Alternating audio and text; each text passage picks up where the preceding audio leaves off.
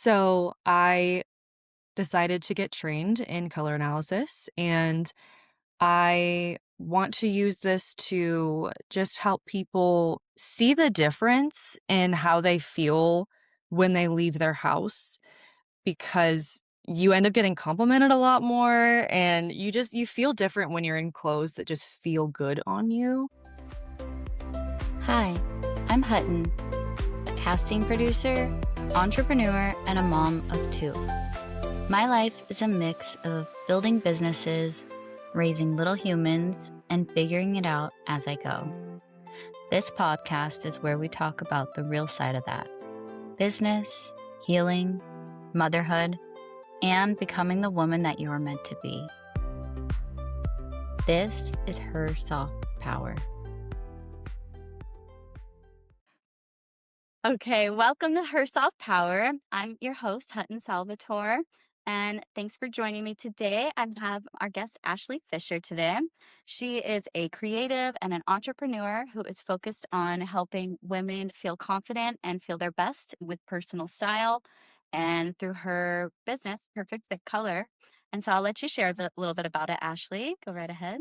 Yes, yay. Hi, I'm Ashley. I'm really excited to be talking with you, Hutton, today. I know we've talked about this for a while, so I'm like, yay, we finally get to do it. So my business is Perfect Fit Coloring. It is color analysis and wardrobe styling. And so essentially, for people who might not be aware of what color analysis is, you've probably heard of the whole like, I'm a summer, I'm an autumn, that whole thing. So basically, the system that I was trained in, because there's a lot of different routes you can take with this, is a color code system. So the system is there's 6 color codes, and each color code is a combination of 2 color seasons because we're going off of your dominant color characteristics, so your hair, skin, and eyes, so that we're looking at everything holistically and not just like, okay, we're not looking at the hair, we're only looking at, undertone or whatever, because a lot of times the percentage of people that have specific, like really warm or really pink, cool undertones are not as high as people who have mostly neutral undertones. So then I just will customize based off of that if they lean one way or the other. But I started this business originally. It came about because I am also an actress, and my friends and I were talking about what colors to wear for our headshots. And it was just a really funny conversation because we spent the entire time literally like taking all these online quizzes and just trying to figure it out, and I was just like, "This does not need to be this complicated," and I know at the end of the day, if you feel confident in whatever you're wearing, that's gonna show, but I just Yeah. felt like there's such a big difference when you're in something that really does flatter you to the best of your ability, so I decided to get trained in color analysis, and I want to use this to just help people see the difference in how they feel when they leave their house because you end up getting complimented a lot more and you feel different when you're in clothes that just feel good on you, and as well as with styling by your body type, because for me the color part of it's just the first step. It's like, okay, here's a tool that you have that's now that information, and now we're going to go by what's going to make you look the most balanced, because everybody has different body types. We all gain weight in different areas, and there's things that we're kind of trying to add more attention to. We just want the eye to go up to your face, but we want you to feel like you are still you, like you're not trying to sit here and wear whatever clothing that you think other people are going to like on you. It's incorporating Yeah. all of the elements to it. Because often other styles don't work. Yes, it's so funny because like there's so many things that you think you might like, and then you try it on, and there's people that I've seen too where it happens with myself all the time, but I'll see certain things that I look at people and I'm like, I know that they're trying to figure out what they're doing with that outfit, Yeah. but then I look at them and I'm like, you look like you're uncomfortable. And Yeah. not in an insulting way, but just in a way where it's like you can tell that like you're Yeah. like there's something in you that feels like you're kind of in combat with your outfit. And Yeah. I it's like that like you even if found it that. does fit you well, it's like sometimes it's just not really your style and it just Yeah. shows. Like it doesn't match your personality. Yeah, like when you recreate a Pinterest look and you're, like, trying to be edgy and you're Yeah. like, "I'm totally not this edgy." Yeah, you're like or like the outfit in theory would be great, but then there's just like some kind of subtle adjustment that would make it so much better.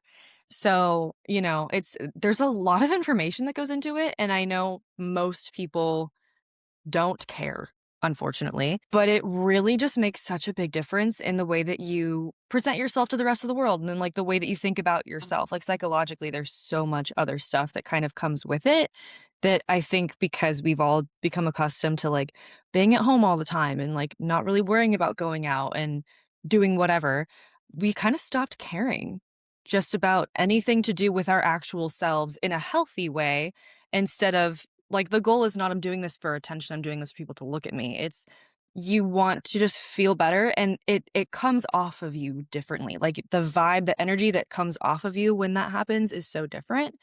Yeah, you were walking in confidence, right? Yes, it's very, very different, and I think women have a hard time with this sometimes because we always kinda be like we don't know how to accept positive attention in a way where we think suddenly we're being narcissistic or vain, and there's a line, like, obviously, there's a way to go about it, but there's nothing wrong with wanting to feel good and look good in any way, like, I don't think there's anything wrong with that, because obviously there's a heart posture behind everything, so at the end of the day, that's gonna matter the most. Well, and when you go into, like, casting, you know, because that's Yeah. what well, the casting and actor world, so, like, that's funny Mhm. because we obviously meet right there as well, and that's sort of where I started my clothing business too because I was Yeah, yeah. yeah, I was doing, like, wardrobe on sets, and I was like, "This is so Yes. fun, I could do this all the time," and slowly, you know, you burn Yeah, out. yeah, Not about totally. all the time anymore, but and so it's sort of the same thing, like helping people feel good on camera. I really enjoyed that. And I was like, I could Yeah. bring this outside of television and film. Mhm. And I think it goes hand in hand because you have to nowadays present yourself on camera for a business, for anything. Yeah. And you want to present well and look your best. So I think that these are like really important skill set that you have. Mhm. And, you know, I heard about color analysis, I think on like Jenna Kutcher's podcast, The Gold Mhm. Digger or something. And so Mhm. I mean, you hear a lot of people talking about it. And then once I met you and saw you doing it, and I was like, wow, that's really cool. And I sat with you and I Mhm. got this done. I'm Yeah. like, I would have never known any of these like colors don't work or do work. Like, Yeah. Yeah, it's a lot of information, and it's funny too because a lot of people like, the first instincts that I think a lot of people get when they hear about that is like, "Oh, what if I don't like what my best colors are?" Or, "What if," just, like, what I do like is very outside of my color palette, supposedly, right.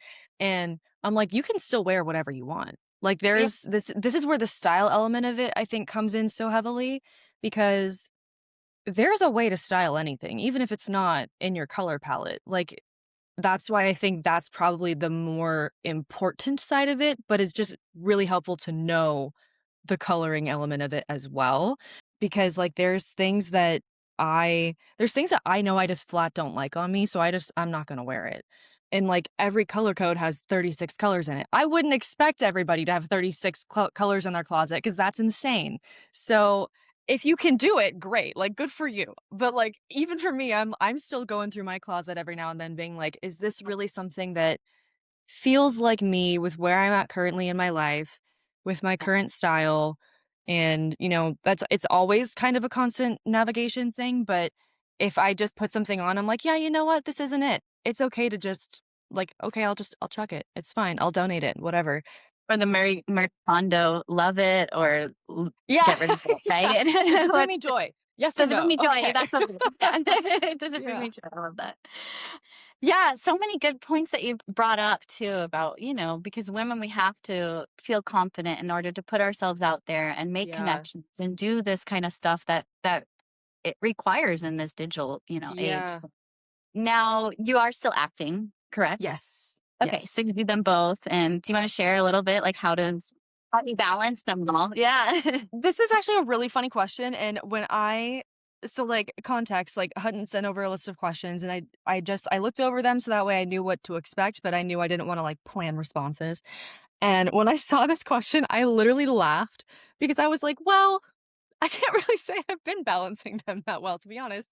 I am actually just now getting back into some of my acting classes that I took a break from for like a year because, first of all, I was getting really burnt out just because I wasn't like it's such good practice and it's such an important muscle to exercise, but I was like, I am kind of tired and I don't want to keep doing it just because I know I'm supposed to be doing it. Right. So I took a break and then honestly, last year was kind of the worst year of my life. So I ended up taking a pause on a lot of things. Like I just had to mentally like I need to be like, I was with Jesus for most of last year. I was like, "I just need to focus on this right now." But, I felt like I needed to focus on the color business more for that time period just to work on, like, what are my next steps Yeah. here? How do I figure out what to be intentional with and where to, how am I making connections with people and putting myself into different kind of networking groups. And even then, I'm really not in not many of them, but trying to figure out like, do I niche down? Do I not niche down? What do I do price wise? And like all these just like little pieces that require a lot of thought and I felt like if I was gonna continue submitting for things which first of all, there really hasn't been a lot that I've wanted to submit to, which we were just talking about because verticals have taken over the acting world, and Yes. I as much as I am like, "Hey, all the other people that are doing verticals, like, good for you, you have so much fun. I'm not here to judge it." But it for me, I was like, I feel like we've lost the point of doing really good quality work, and I was already pretty picky about I don't know if I should say the word picky, but for lack of a better word, I was pickier about like just the projects that I wanted to be a part of because I wanted to just really I wanted to like the script. And Yeah. I know well and good that I am not like I'm not Brad Pitt. I'm not trying to be Brad Pitt, but Right. like I didn't want to do something that just I felt like I was just doing it for the sake of doing it. So for that reason, it was kind of helpful that I was really only focusing on the color business because there Yeah. wasn't much that I was like, I really want to go be part of this project right now. I would still submit for things that I found that I liked, and every now and then I would get an audition and I would submit it, and then it's just kinda like, "Okay, now we've submitted an audition." Like, it was audition practice. It's good self-tape practice, which I definitely think I've gotten a lot of that, Oh, I'm sure. and I think there's elements of it that I could always be working on, and that's also why going back to my classes, I'm really excited about that because I just have felt like I really miss them, and now it's like Yeah. I'm trying to navigate really, this is a question I could probably answer better in, like, another 6 months. Like, I'd probably be able to come back and be like, "So now that I've had this chance to do But this." honestly, I feel like this is the perfect answer. This is what soft power is because that's my story too. Like I burn Mhm. out of one business and I'm like, okay, it's time for me to pause on this right now, focus on whatever I can. Like Yeah. and same thing production wise, like the jobs have been so scarce. So like when you're on Mhm. a project, it's great. And for me, they obviously last a little longer than probably acting wise, you Right. know. But at the same time, like, we've been just figuring things out as we go as AI is advancing and stuff, and Yeah. as it turned into, like, a virtual world, you know, Mhm. because we would host them in person, and now it was figuring out how to track all these tapes, how to send, requests for new ones, how to get back the right type of tape, like, so that you can Mhm. submit it to the executives, because if it's not, like, what they're looking for, then we have to have you re-record it too. So there's just so much that goes into it, and we talked about that, how, like, it would've just been so easy to just, like, walk into the office and redo something, you know, but now you have to, Yeah. like, spend all this time sending tapes and stuff, and all that to say, I think we're bringing that back to, like, figuring things out in real time, you know, and Yeah. that's the reality of, I think, the culture that we're in right now, and not being dead set on one thing maybe, but I love that you kind of don't give up on perfect fit because it's the same with Shop Ira Girl, like, I have this passion and love for it, but it does burn me out, and it just Yeah. yeah, and it does, like and I have these other passions too, like you know, like you like to act and I like to like I don't know if I'm acting or what, but I love to talk to women. I love Mhm. to like get your story and see like what is there in this that's powerful? How can we share it? Like and that's probably the producer in me too, because I'm like, even if it's not for acting, I'm like, how could we help you with whatever you do? How Right. you out there, right? Right, right. Um, and so I think that is soft power though, because you really Yeah. have harnessed what's working for you in that time. You took a job, right? In that time that you were like, I don't know what's right now.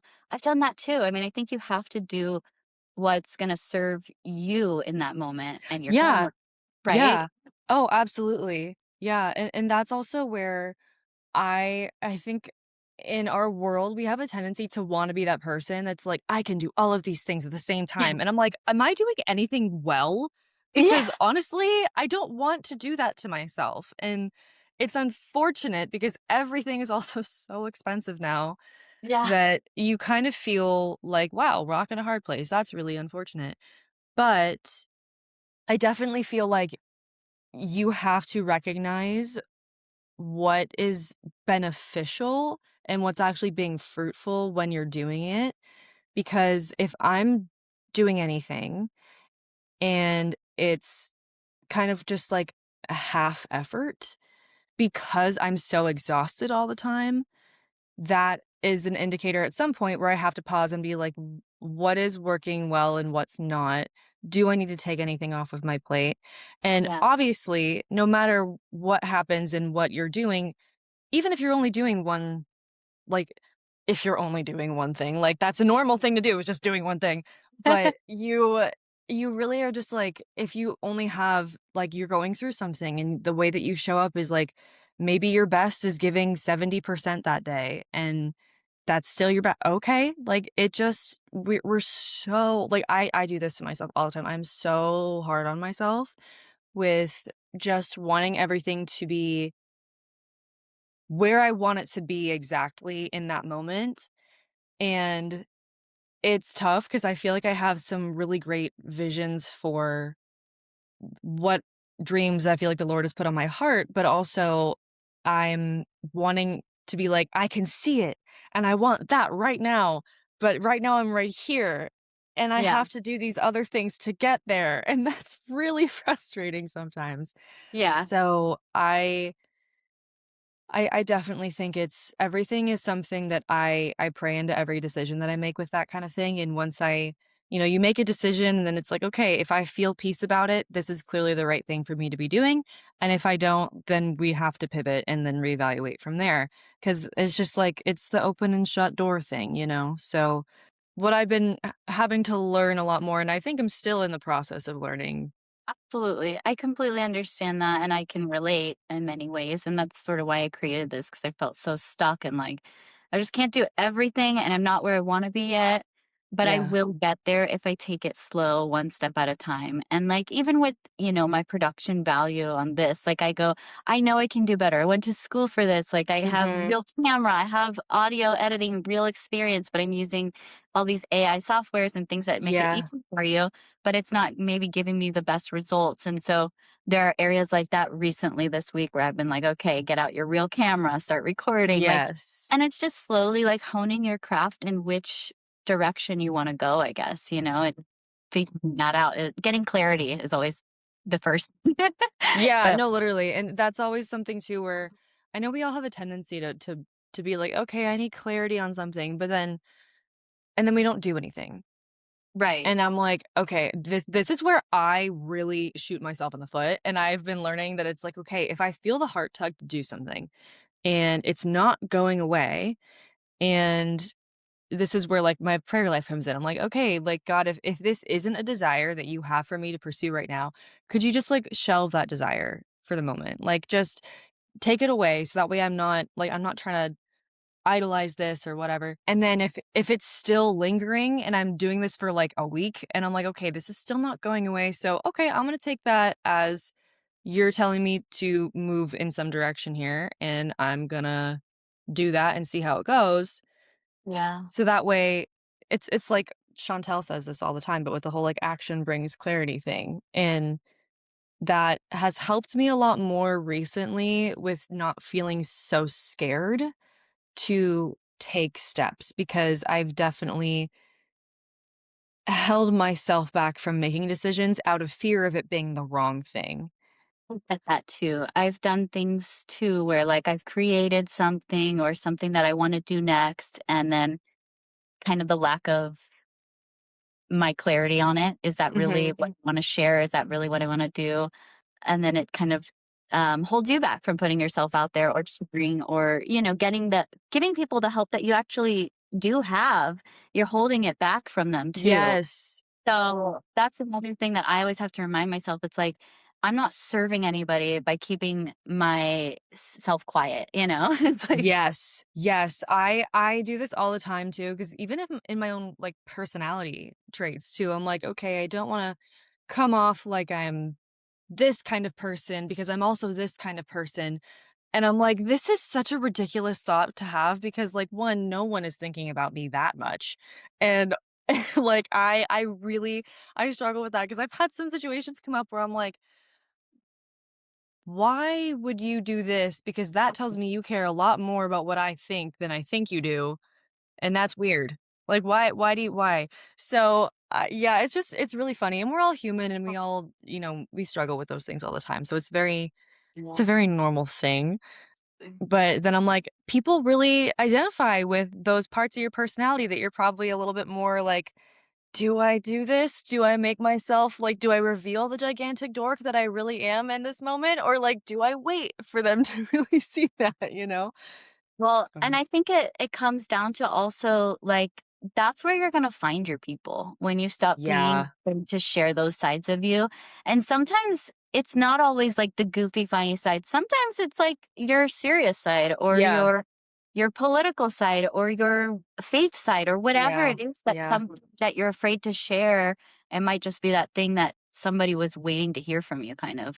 Do you have advice for women when they feel like lost or I would say juggling a lot, but also even just if it's personal style, like do you have advice for women in either of those areas? Like how you would calm and regulate and keep things smooth for yourself? Like how do you do it? This is this is so funny because, like, honestly, I think this is such a continuous learning process for every human being. Like, I would love to say that I have a, like, "This is my grounding technique." I cry and pray a lot, okay? Like, that is a majority of what I end up doing, and I also especially when you feel like you're juggling a lot, for whatever reason, we feel like we have to do everything by ourselves. Yeah. And I am so the opposite in the way of being like, I want help. I want people to come in and do these things with me. I just don't always have that ability. And that's for me where I'm like, man, where are those people that I can, have in my life that you do life with them, like that good community is so underappreciated. And I think the unfortunate part of it is that we have these and suddenly we think that we have community, and we don't. So, I know it's really hard because it's also really nerve-wracking feeling like you have to be vulnerable with people, and everybody has such different life experiences that we all have different kind of responses to what that might look like and why it's either really easy for you to do that or it's really scary for you to do that. And, it's a mix, I think, for me sometimes depending on where I'm at and who I'm talking to. But I really feel like finding like, you kind of have to put yourself out there to a degree to figure out where those people are going to be for you. Like, community is so, so important, and I'm the kind of person where, like, I'm not in a way where I'm trying to be, like, without boundaries, but in a way where it's like, if you need something, I don't care what time of day it is. If you are having a hard time, if you need to talk to somebody, like, I want you to reach out to me because that is just like the honesty of that moment. I don't always know, even for myself, like, who could I talk to right now if I'm really having a hard time? Because for me, my faith is such a big part of my life that my first instinct is to always pray. Like, that's always what I do.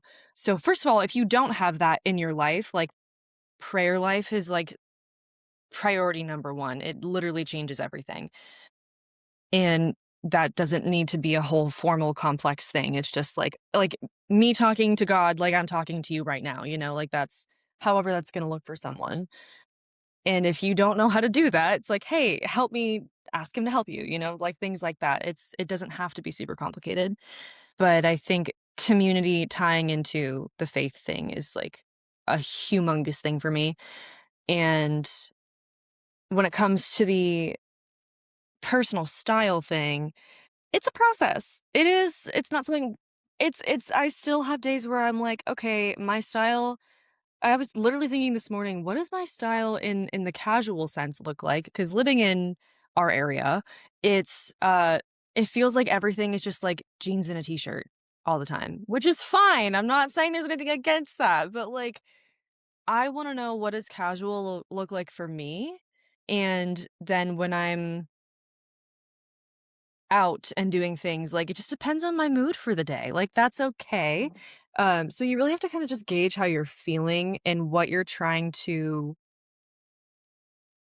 show to the world kind of that day.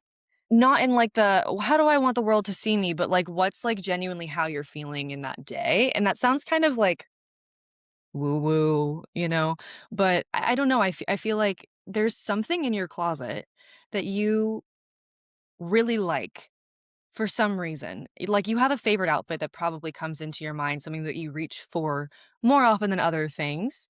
So I think if you really don't have any concept of what your personal style is, like, look to those things and it's like, "Okay, why do I like this? What about this do I like? How do I feel when I'm in it?" And then if that's a different kind of look compared to something else that you have that you also really like, it's not like a it's weird, like, in fashion, we do this thing that's like, "Oh, they're very, like, boho, whatever," like, I know there's always, like, a mix of labels with these things, Yeah. and I think it's helpful to identify what it's called, but I also don't want to box anybody into something, so that's a thing where I'm like, "I don't know why we do that," but just, like, start with the things that you like and figure out why you like them. Like, what is it about that that represents what part of your personality? What makes you feel like some element of yourself is showing in this outfit? That's what I've been kind of trying to identify with a lot of things for me, because I've recently discovered that I don't always love to wear shorts. I kind of am over shorts. I really am into skirts right now, but because of my body type, I'm like, skirts need to be a certain length, and even the styling of it, I like things that have details on them, that there's, like, an element to it that's, like, maybe it's more asymmetrical, or maybe it has like a pattern on it that's a little bit different, or there's an embellishment on something. I also have a high contrast level, so that's helping me kind of harmonize with what's going on up here. So those are things that now, though, like after the time I've spent learning about all this stuff, I can get more specific with it. And I saw that you have something for, like, helping women with their closet, right? Yes. So my packages are they they are different for different things depending on what you're looking for. So can do a couple of things. So if you're doing like a girls' night color pop party thing, then I can do like mini color pop sessions. So we don't go into like the full details that I bring to a full color session. But in those full sessions, I do the color drapes where we're kind of comprehensively figuring out what your color code is. And then we have prints and patterns that we go through, which also helps to confirm what your code is, because that has to do with contrast level, but it just helps identify some things like that. And then we have neutrals, we have pops of color, we have jewelry. And then I also have women bring in a couple pieces of items that they have in their own closet to actually go through things that either this works really well or we need to update this and here's how we can kind of work with it. And then I also have a mid tier that is the color session and a wardrobe edit. So that's when I come to you and we take time to go through your closet and we identify the missing pieces, the staples that you might need, the things that you already have, kind of more detail kind of than just what people bring in for the color session. So I think that's where a lot of us need the most help, honestly. Yeah. Oh, yeah, I'm like, you could come here." I got 2 closets. And then I also have an element of that where there's personal shopping as well, so then I can also take a couple hours with you either in person or, like, if I have an idea of what you're looking for, then I can do a little bit of online shopping to I'll send them to you and be like, "Hey, take a look at this," because I don't wanna just, like, buy something on your behalf assuming that you're gonna like it, and I also have, like, if people wanna do just some things that are in, like, the upper level packages, like, there's ways for us to work around it so that it's more just, like, an isolated thing. So, yeah, there's different ways that we can do it, but there's always, I can work with whatever people are needing in that moment.